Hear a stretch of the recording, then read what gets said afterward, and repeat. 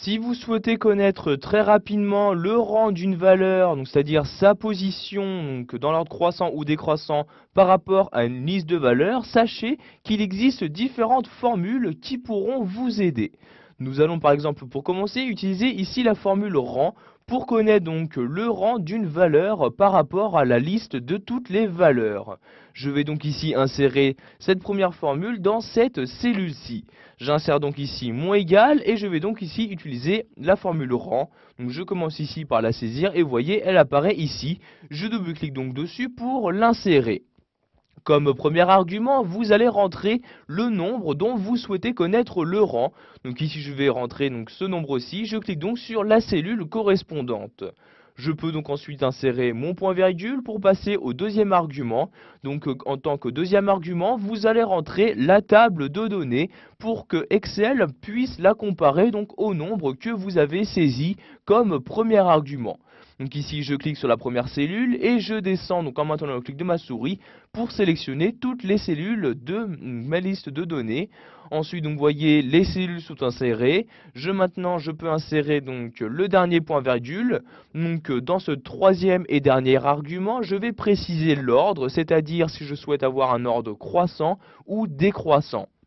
Donc ici, je souhaite afficher donc les valeurs, donc par exemple que la numéro 1 soit la plus petite. Je vais donc ici utiliser l'ordre croissant. J'insère donc un 1 comme ceci. Puis maintenant, je ferme la parenthèse et j'appuie sur la touche Entrée de mon clavier. Donc, comme vous pouvez le voir ici, par exemple, dans toute cette liste de valeurs, la valeur numéro 4 est la deuxième plus petite.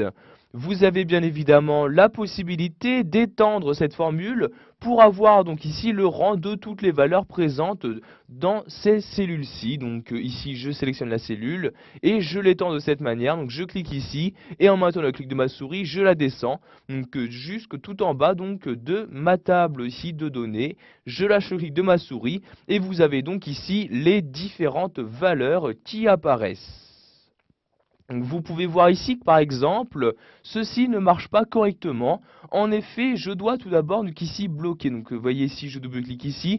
Vous pouvez voir que les valeurs qui ont été utilisées donc descendent d'un cran.